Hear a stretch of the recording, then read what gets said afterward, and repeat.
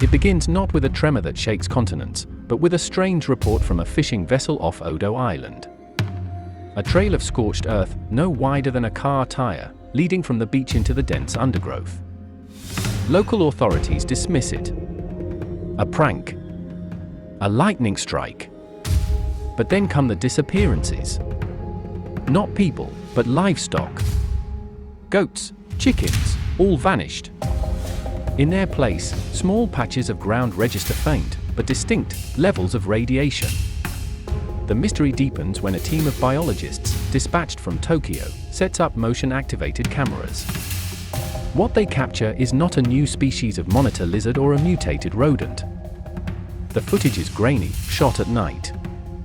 But the form is unmistakable. Dorsal fins cutting a familiar silhouette against the moonlight. A bipedal, reptilian creature standing no more than a foot tall. It moves with a strange, weighty confidence, its tiny tail swaying behind it. The world's leading scientific minds are baffled, but intrigued. They call it a paradox of nature. A biological impossibility. But on Odo Island, the locals give it a name whispered down from their legends. Godzilla. The initial mission is not one of extermination, but of capture. A specialized team, equipped with tranquilizer darts designed for rhinos and advanced containment units, is deployed. They track the creature to a small cave system near the coast. Thermal imaging shows a small heat signature, resting. The team moves in, their hardened gear feeling absurdly oversized for the task at hand. They corner the creature. It's smaller than they imagined, about the size of a French bulldog. Its scales are a deep, charcoal gray, and its eyes glow with a faint, internal luminescence. It doesn't seem aggressive. Just watchful. As the net is fired, the creature lets out a high-pitched cry, a sound that feels too large for its body. It's not a sound of fear. It's a warning. The dorsal fins begin to glow, pulsing with a brilliant, blue light. The air crackles with energy. The lead scientist screams into his radio, "Fall back." It's charging. But there is no time. From the creature's tiny mouth erupts a focused, pencil-thin beam of pure atomic energy. It's not the city-leveling blast of its gargantuan namesake, but it is no less devastating. The beam slices through the containment unit as if it were paper, turning reinforced steel into molten slag. It sweeps across the cave, and the rock face glows cherry red before liquefying. The mission is a catastrophic failure. The world now has proof. This isn't just a unique animal. It's a miniature engine of nuclear fission, a walking, breathing micro-scale weapon of mass destruction. Before global governments can lock down the information, the story leaks. And in a world of social media and black markets, the creature becomes the ultimate prize. Not for a government, but for an eccentric billionaire collector known for acquiring the world's rarest and most dangerous artifacts. He hires a team of mercenaries who, using stolen military tech and a shocking amount of brute force, manage to trap the tiny monster. It is transported to his private penthouse in Dubai, a glass palace overlooking the city. He christens his new pet, Titus. For a few days, the delusion holds. Titus is fed the finest cuts of tuna, infused with trace radioactive isotopes to keep it calm. It explores the penthouse, its tiny claws making soft clicking sounds on the marble floors. The owner sees it as a status symbol, a creature of myth he alone has tamed. The disaster begins, as it often does, with a moment of carelessness. A chew toy, left on a priceless Persian rug. Titus, in a moment of what could almost be called playfulness, picks it up. But instead of chewing, it unleashes a short, controlled burst of its atomic breath. A puff of energy, no bigger than a fist. The toy vaporizes instantly. The priceless rug beneath it flashes into ash, and the marble floor beneath that cracks and melts. Startled by the result, Titus lets out another cry, this time a concussive blast of sound that shatters every window in the penthouse. Alarms blare across the skyscraper. The creature, now agitated and confused, begins to rampage. Its atomic beam, fired wildly, cuts through support columns. Its tail, small as it is, smashes through walls with impossible force. The billion-dollar penthouse becomes a demolition zone. By the time security forces breach the floor, it's too late. The creature has escaped through a hole it carved in an exterior wall, leaving behind a burning, irradiated ruin 60 stories in the sky.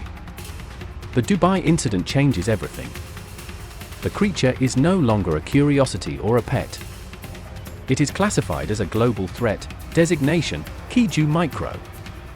The world's militaries face a unique strategic nightmare.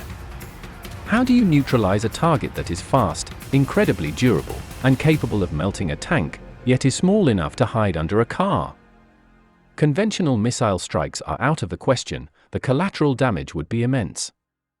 A new kind of warfare is born.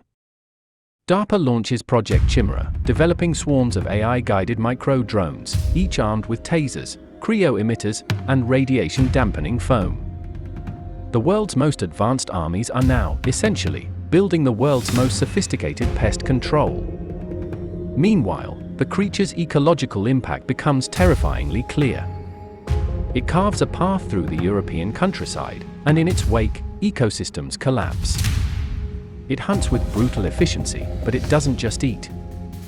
It irradiates. Rivers it wades through become contaminated. Fields it sleeps in become temporary exclusion zones, with crops withering and soil turning sterile. A new term enters the public lexicon, Godzilla footprint. A small area of devastating, localized environmental ruin. The world holds its breath, tracking the creature's slow but steady path of destruction. Then, the situation escalates in a way no one could have predicted. Over the skies of northern France, air traffic control detects an unidentified flying object. It's too small to be a plane, too fast to be a bird. Fighter jets are scrambled. What they find is a creature from another nightmare. A pterosaur-like animal, the size of a large eagle, with leathery wings that create miniature sonic booms as it flies. It is designated Rodent Micro. Somehow, the emergence of the tiny Godzilla has awakened another miniature monster. The two creatures are drawn to each other, not by chance, but by an ancient, primal instinct.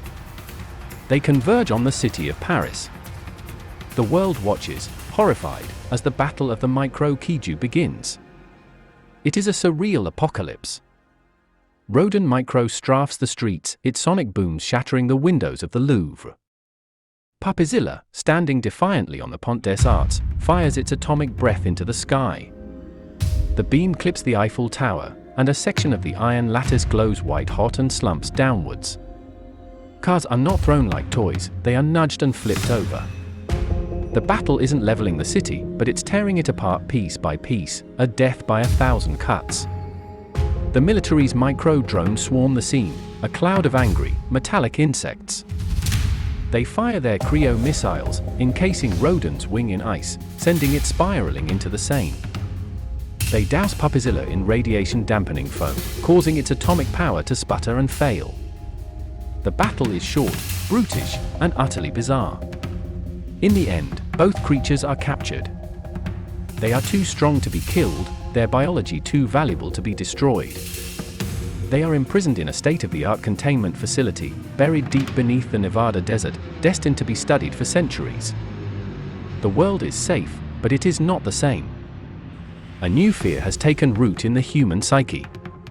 We had built walls to keep out giants, but we had never considered the monster that could slip through the cracks.